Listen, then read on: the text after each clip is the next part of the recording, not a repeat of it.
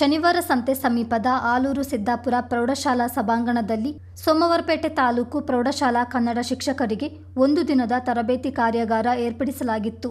ಸಂಪನ್ಮೂಲ ವ್ಯಕ್ತಿಗಳಾಗಿ ಆಗಮಿಸಿದ ಹಾಸನ ಜಿಲ್ಲೆಯ ಬಾಣಾವರ ಸರ್ಕಾರಿ ಪದವಿ ಪೂರ್ವ ಕಾಲೇಜಿನ ಶಿಕ್ಷಕ ರಮೇಶ್ ವಿದ್ಯಾರ್ಥಿಗಳಿಗೆ ಕನ್ನಡ ಕಲಿಕೆಯ ವಿಚಾರವಾಗಿ ಶಿಕ್ಷಕರಿಗೆ ತರಬೇತಿ ನೀಡಿದರು.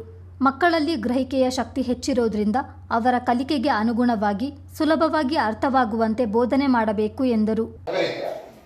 ಈಗ ಇದರಲ್ಲಿ ಉಪಮೆ ಯಾವುದು ಉಪಮಾನ ಯಾವುದು ಅಂತ ಈಗ ನನಗೆ ಮೊದಲು ಇದು ಉಪಮಾಲಂಕಾರ ಅಂತ ಅನ್ನೋದಕ್ಕೆ ಸಿಕ್ಕಂತಹ ಅಕ್ಷರ ಯಾವುದು ಪದ ಯಾವುದು ಅದನ್ನ ಬರೀಬೇಕು. ಫಸ್ಟ್ ಉಪಮಾವಾಚಕ ಬರೀಬೇಕು. ಆ ಅಂತೆಗೆ ಅಂಟುಕೊಂಡಿರ್ತಕ್ಕಂಥ ಒಂದು ಪದ ಇದೆ, ಅದು ಉಪಮಾನ. ನೋಡಿ, ಇದನ್ನ ಹೇಳಬೇಕು ಅವರಿಗೆ. ಅಂತೆ ಅಲ್ಲಿ ಬನ್ನಿ, ಅಲ್ಲಿ ಯಾವುದು ಆಂಗ. ಆಂಗ ಅಂತ ಕಂಡುಕೊಂಡಿರೋದು ಸಿಡಿಲು ಸಿಡಿದ ಅಂಗ ಅಂದ್ರೆ ಸಿಡಿಲು ಸಿಡಿಯುವುದು. ಸಿಡಿಲು ಸಿಡಿಯುವುದು. ಈಗ ಉಳಿದಿರದೆ ಇಲ್ಲಿ ಸೀತೆ ಮುಖ ಉಳ್ಕೊಂಡಿದೆ, ಇಲ್ಲಿ ಗುಂಡು ಸುಳಿ ಉಳ್ಕೊಂಡಿದೆ. ಯಾಕೆ ಎರಡನ್ನೂ ಬೇರೆ ಬೇರೆದನ್ನೇ ಬರದೆ ಅಂತಂದ್ರೆ ನಾನು ಯಾಕೆ ಬರ್ದೆ? ಇಲ್ಲಿ ಮೊದಲಿಗಿರೋದು ಉಪಮೇಯ, ಆಮೇಲೆ ಇರೋದು ಉಪಮಾನ.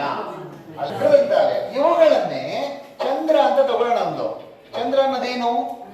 ಚಂದ್ರ ಅನ್ನೋದು ನಾಮಪದ.